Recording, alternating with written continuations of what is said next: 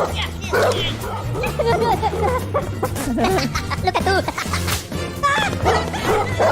The director of the Despicable Me franchise says a fifth movie could happen, but there's a catch. Universal dropped Despicable Me 4 on July 4 and it crushed it at the box office, pulling in over $969 million worldwide, according to Box Office Mojo.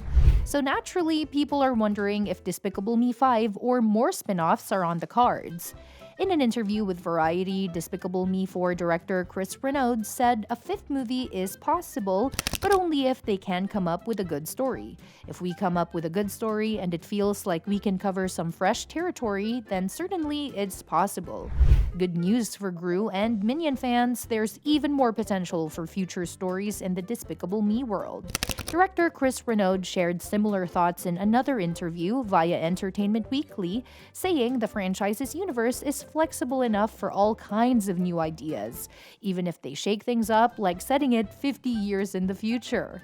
Renaud explained. When you are dealing with animals or mystical creatures, it can feel a bit more limited, but with these characters, you could even break the format and take things 50 years into the future. There are still plenty of opportunities to explore. While fans eagerly await the possible fifth Gru and family adventure, there's already another movie in the pipeline. Following Despicable Me 4's massive success, The Hollywood Reporter confirmed that Minions 3 is set to hit theaters on June 30, 2027. This means the earliest we could see Despicable Me 5 would be 2028 or maybe even later. So what good story might director Chris Renaud and Gru bring to Despicable Me 5? Steve Carell might have a clue, but before we dive into that, let's recap what went down in the last movie.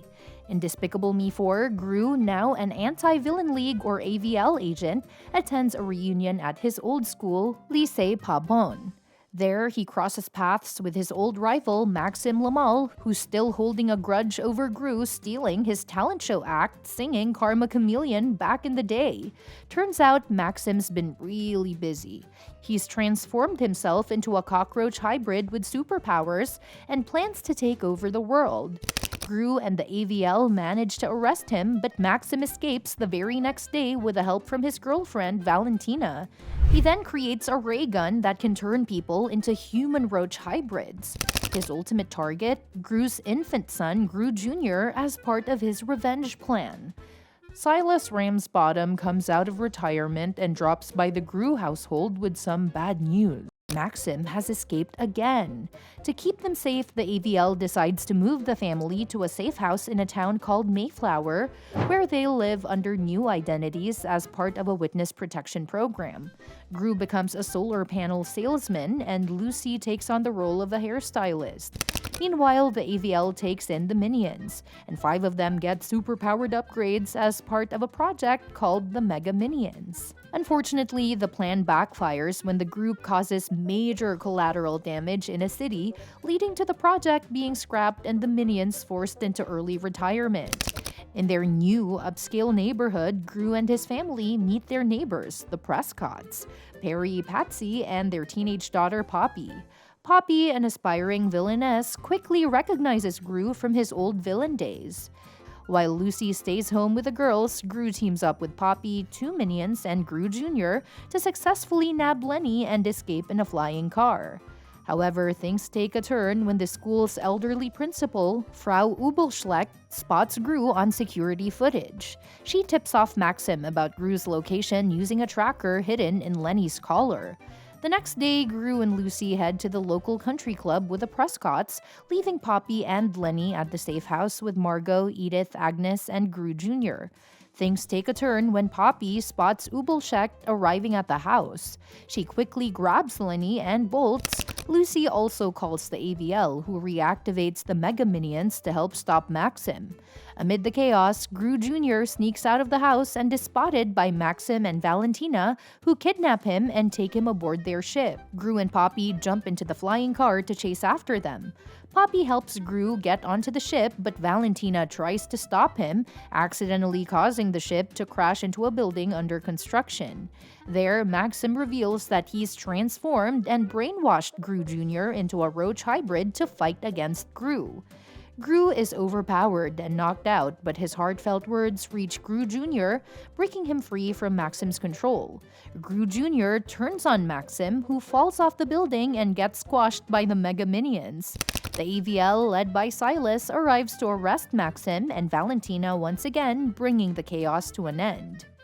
With Gru Jr. safely back home and reunited with Lucy and the girls, Gru expresses his gratitude to Poppy for her help.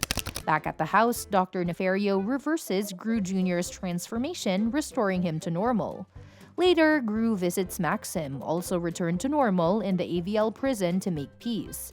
To seal their reconciliation, the two perform Everybody Wants to Rule the World for the prisoners, which includes several of Gru's old foes. Meanwhile, Poppy finally enrolls at Lycée Pabon, achieving her goal. While Steve Carell, Gru's voice actor, leaves the creative direction to the film's writers, he did share some ideas for a potential fifth installment during an interview with Yahoo! He suggested introducing a new family member or something that disrupts the family dynamic. Whether it's a new character, a new family member, or something that kind of shakes up the family or his professional life, I think it could go in any direction.